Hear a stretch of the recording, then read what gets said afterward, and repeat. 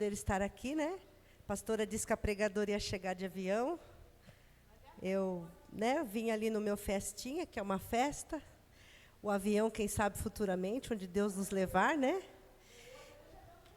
Olá, pastora profetizando, ônibus. Eita, pastora da fé.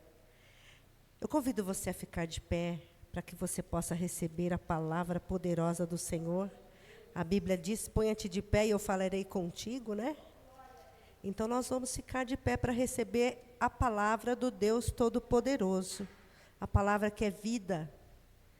Convido você a abrir aí a sua espada no livro de Lucas, no capítulo 15. Lucas 15. Eu amo quando Deus dirige o culto. Da palavra inicial, louvor. E aí aquele que vem trazer a palavra também está na direção de Deus e tudo casa. E você vai entender o porquê. Lucas capítulo 15, a gente vai ler o versículo 1 e 2. Diz assim: E chegavam-se a ele todos os publicanos e pecadores para o ouvir. E os fariseus e os escribas murmuravam, dizendo: Este recebe pecadores e come com eles. Amém? Estamos aqui hoje, falhos e pecadores, para ouvir a poderosa palavra de Deus. Não é diferente daquele tempo, não é verdade? A gente está aqui porque a gente precisa da misericórdia dEle. A gente está aqui porque a gente precisa do perdão dEle. A gente está aqui porque sozinho a gente não se autotransforma. A gente precisa do poderoso com o sobrenatural que transforma de dentro para fora. E aqui está escrito que todos os publicanos e pecadores vinham para ouvir ele. E ele diz, e os fariseus e os escribas murmuravam, dizendo: Este recebe pecadores e come com eles. Eu convido você a fechar por mais um minuto os seus olhos, baixar a sua cabeça.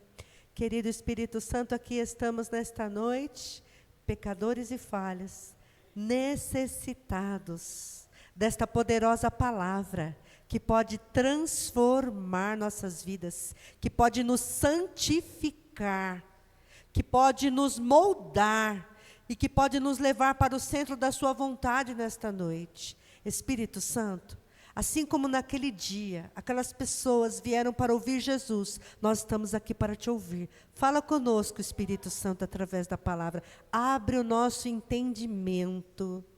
Assim como o Senhor ministrou para aquelas pessoas a palavra através de parábolas, ao ler esta palavra, que o Senhor possa descortinar diante dos nossos olhos a mensagem que aqui será entregue. E que possamos ser transformados para a glória do nome de Jesus. Amém. E graças a Deus. Você pode aplaudir ao Senhor e se sentar glorificando aquele que é digno de toda a honra, de todo louvor. Amém? Jesus, o nosso Salvador. Nós vamos ler Lucas 15. Nós vamos no verso 11 nesta noite. Aqui no início ele fala da parábola da ovelha perdida. No verso 8, ele fala da dracma perdida. Mas nós vamos ser ministrados a partir do verso 11, aonde Jesus profere a parábola do filho pródigo. Já ouvimos essa palavra inúmeras vezes. Mas o Senhor continua desejando resgatar, salvar, alcançar os seus filhos. Aqueles que estão dentro da casa e aqueles que estão distante, perdidos, desapercebidos, distraídos, abatidos, assolados, vivendo situações de sofrimento, enfim. Jesus, ele profere a parábola do filho pródigo. Verso 11 diz assim: E disse, um certo homem tinha 2 filhos. Jesus conta a história de um pai que tinha 2 filhos. Você que é pai, você que é mãe nessa noite? Quantos filhos você tem? Você que é pastor ou pastora, quantos filhos espirituais você já gerou para Deus? Você que é servo e serva de Deus, quantas vidas você já trouxe para Deus, filhos na fé? O verso 12 diz assim: e o mais moço deles disse ao pai: Pai, dá-me a parte da fazenda que me pertence. E ele repartiu por eles a fazenda. O filho mais novo deste pai decide pedir a sua parte na herança dos negócios, nas finanças. E ele, segundo a lei da época, a ele cabia 1/3 da herança, da propriedade, dos bens, e ao filho mais velho, 2/3 da herança. Está lá em Deuteronômio 21:17. Geralmente esta partilha ocorria após a morte do pai.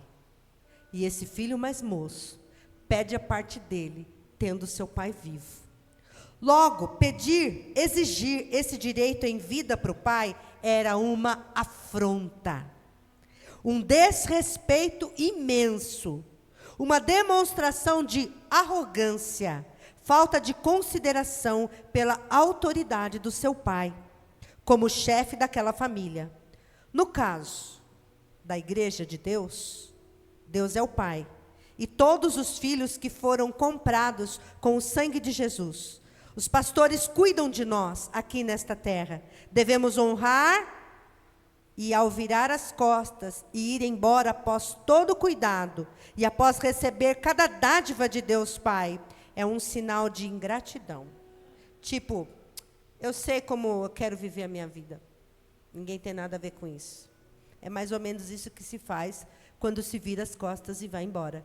É o que esse filho fez. É o que muitos, após receberem a graça, a presença, a transformação, as dádivas de Deus fazem ao ir embora. Então aqui está o primeiro pecado cometido, que é o pecado da desonra aos pais. A desonra aos pais e a desonra à lei de Deus. E esse passo é o primeiro passo para a ruína. Desonrar o pai e a mãe. Desonrar as leis de Deus, após ter sido ministrado desde pequeno, é um grande passo ao fracasso. O verso 13, vamos aí comigo. E poucos dias depois, o filho mais novo, ajuntando tudo, partiu para uma terra longínqua, e ali desperdiçou a sua fazenda, e vivendo dissolutamente. Logo que o filho mais novo conseguiu o que queria, ele foi para o mundo, viver segundo suas leis, segundo a sua vontade, a vontade da carne. Gastou tudo com prazeres e ficou na miséria. Atenção! Sem Deus, não somos nada. Sem Jesus, morremos aqui e morremos para a eternidade. O pecado leva à ruína, lembrando que ele desonrou e envergonhou o pai com toda a sua ingratidão. Por que hoje muitos crentes têm tido uma vida semelhante às pessoas do mundo? Por que não se dá mais ouvido a Deus e a sua palavra, e a palavra dos pais e a palavra dos pastores? Ser inteligente não é pecado. Ser orgulhoso, isso é pecado. E pode nos levar à ruína. E tem levado muitos à ruína, à miséria e à morte. Lembrou de alguém aí? Verso 14. E havendo ele gastado tudo, houve naquela terra uma grande fome, e começou a padecer necessidades. O moço não foi grato, não foi prudente, não usou os recursos com responsabilidade. Ele não imaginava que a terra seria assolada por aquela fome. E enfrentar tudo isso sozinho, sem juízo, sem recursos, sem emprego, sem família, é desesperador. Quantas pessoas desesperadas você tem encontrado pelo caminho nesses dias? Ele escolheu ir embora. Se havia conflitos familiares, a escolha foi fugir. Quantos hoje fugiram diante de aflições e dificuldades na família? na igreja, no trabalho, no casamento. Quantos hoje padecem necessidades pela rebeldia? Decidiram agir por conta própria, sem leis, sem regras. Nós estamos aqui, unidos pelo amor de Jesus e em Jesus. Quantos já passaram pelo deserto por decidir lutar por sua família e com a família hoje colhem os frutos? Quantos já passaram altos e baixos na vida ministerial e decidiram continuar com Jesus, olhando para a cruz, e hoje têm sido fortalecidos, têm sido renovados, e a cada manhã o Senhor tem agraciado os seus eleitos, os seus fiéis e os seus filhos. Os que retrocederam precisam das nossas orações. Eu tenho certeza que aquele pai não deixou um dia sequer de apresentar aquele filho a Deus. Assim devemos fazer com aqueles que se afastaram. Eu tenho feito isso pelos meus. Devo e preciso fazer muito mais, mas eu tenho certeza que é só o Senhor que tem poder para trazer de volta. Só Ele tem poder para visitar a mente, o coração. Nós não temos esse poder, mas o Espírito Santo tem, amém? Olha o verso 15. E foi e chegou-se a um dos cidadãos daquela terra, o qual o mandou para os seus campos apacentar os porcos. O moço vinha de uma criação onde não comiam e nem tocavam nos porcos, pois estes eram animais impuros. Vejam que tristeza, agora ele estava aceitando um trabalho para cuidar dos porcos. Como o inimigo tem cegado tantas vidas, como tem trocado a mesa, o banquete, a casa do Pai, e tem sido lá fora humilhados e envergonhados pelo inimigo. Olha o verso 16. E desejava encher o seu estômago com as bolotas que os porcos comiam, e ninguém lhe dava nada. O moço se encontrava morrendo de fome, e até as bolotas dadas aos porcos ele estava disposto a comer, mas ninguém lhe dava. Atenção, o moço veio de um lar abastado e de uma família que o amava, uma família que cuidava dele. O mesmo tinha acesso a banquetes e a fartura, mas o orgulho, a ganância, a vaidade o cegou e ele caiu em desgraça. Quantos testemunhos como este conhecemos nesses dias? A vergonha, a quebra de vínculo, o desprezo pelas leis de Deus levam à ruína. Olha o 17. E caindo em si, louvado seja o nome do Senhor. Deus pode alcançar os nossos amados. Eu tomo posse desta palavra. Olha o que está escrito aí no 17. E caindo em si, quantos trabalhadores de meu pai têm abundância de pão, e eu aqui pereço de fome. Esse momento é o mais aguardado pelo Pai. Hoje, pelas famílias. Quantas famílias anseiam que os seus amados despertem no mundo e voltem para casa, e voltem para a presença de Deus. Nós, igrejas, desejamos que muitos dos nossos amados que se desgarraram, caiam em si, se arrependam e voltem para a presença de Deus. Quantos irmãos aguardam a volta dos seus, né? O grande momento onde o filho cai em si, o arrependimento nos leva à restauração. Aleluias. Deus tem salvação, libertação para todos que se arrependem e voltam para os seus braços.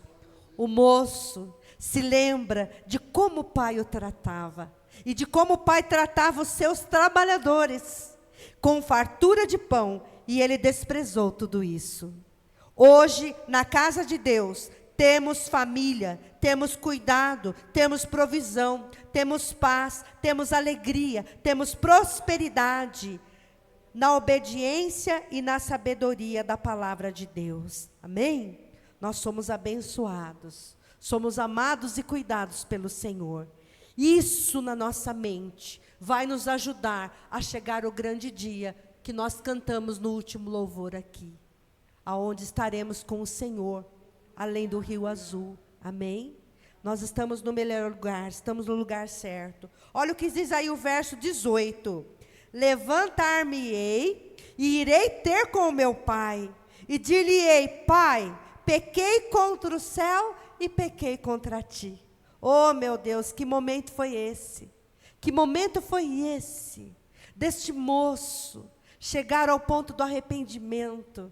É preciso quebrar, é preciso moer. E é assim que ele estava, quebrado, moído, envergonhado, assolado, morrendo de fome. O filho decide. Não foi o pai que o buscou. Ele caiu em si, diz a palavra. Reconheceu o quanto estava errado e resolveu voltar com as mesmas pernas que um dia ele usou para ir embora. Amém? Temos que profetizar que os nossos amados caem em si, que eles voltarão, que eles se dobrarão, que eles reconhecerão que não há outro Deus como o nosso Deus. Amém? Ele reconhece que errou contra o Pai e desonrou as leis de Deus. E através do arrependimento vem a restauração. A glória seja dada ao Senhor. É noite de restauração e de reconciliação. Amém? Você que está aqui na casa do Senhor, você que está nos assistindo aí na sua casa, é noite de restauração, é noite de apresentar o nosso coração, a nossa vida a Deus. E logo mais nós vamos orar, apresentando aqueles que Deus está trazendo no seu coração, aí diante do Senhor, amém? Olha o verso 19. Já não sou mais digno de ser chamado teu filho. Faz-me como um dos teus trabalhadores. Olha isso. De filho a escravo. De filho a trabalhador. Ele volta com outra postura. Humilhado, mas agora humilde. Reconhece que o que praticou não foi um papel de filho. Pede para ser recebido como um trabalhador. Deus não aguenta um coração que se rasga e se quebranta na presença dEle. O pecado já era esperado por Deus da nossa parte, porque Ele conhece a nossa humanidade. Mas quando há orgulho, quando há soberba, ele fica impedido de agir. Mas quando há humildade, quando há quebrantamento, quando diante da palavra, a pessoa se arrepende e reconhece o seu erro, o Senhor o envolve, o abraça e o restaura. Amém? Olha o verso 20. E levantando-se foi para o seu pai.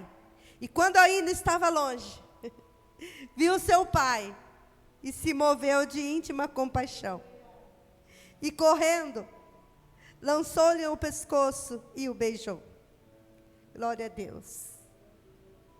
O moço se pôs a retornar para a casa do pai. Quantos voltarão para a casa do Senhor?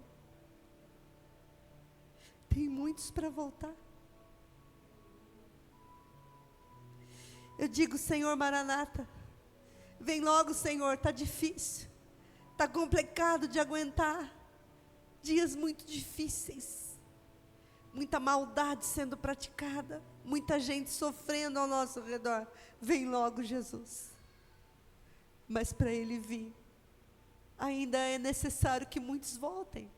Porque se a gente deseja, a gente almeja que os nossos amados se salvem, que ainda dê tempo, né? Então o moço se pôs a retornar para a casa do pai. Quantos voltarão para a casa do Senhor? Quantos cairão em si e se dobrarão diante de Jesus, aos pés da cruz, buscando o perdão do Senhor nesses dias? Muitos vêm à nossa mente neste momento.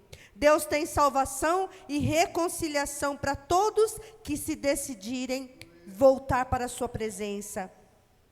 É o amor de Deus manifesto em Cristo o Salvador. Atenção. Hoje, como igreja, como família de Deus, estamos prontos, como este Pai, para receber com compaixão e amor aqueles que Deus trará de volta? Precisamos que o Senhor nos ajude. Porque nós também temos que aprender a perdoar. Aqueles que viraram as costas para nós. Aqueles que saíram falando mal de nós. Aqueles que deixaram coisas erradas para trás e prejudicaram muitos que estão aqui dentro. O Pai não olhou nada disso. Olha o amor desse Pai. Não é diferente do amor de Cristo por nós nessa noite, amém? Olha o verso 21. Mas o pai disse aos seus servos: trazei depressa a melhor roupa, e vestilho, e ponde-lhe um anel na mão, e sandália nos seus pés. O filho, um moço inconsequente, todo humilhado, agora sujo, impuro, derrotado, volta e pede o perdão. Pede perdão a Deus e ao seu pai. Ele reconhece o seu estado, e o amor de Deus é manifesto através desse pai. Atenção, Deus quer manifestar o seu amor através de nós, nestes dias. Amém? Precisamos nos preparar. Olha o 22. A gente leu o 22, que o pai pediu para que fosse providenciado, né? Vestes, ao anel da honra, a sandália aos pés. O pai orienta os seus servos a cuidar daquele filho, que agora volta para casa.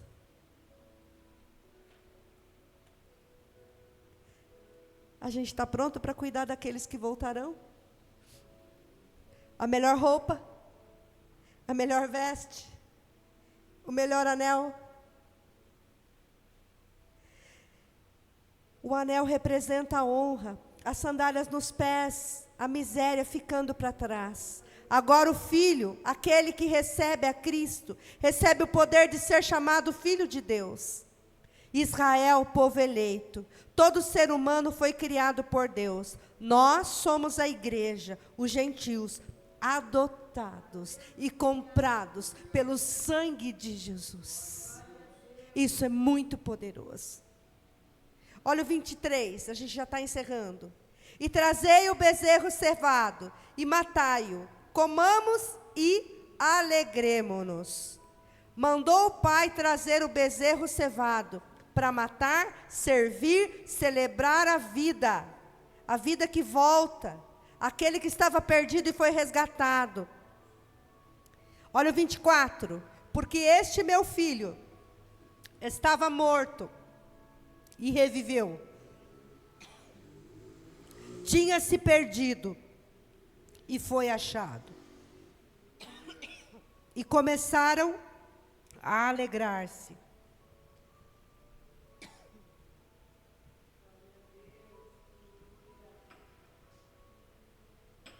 Eu imagino que momento foi esse, né?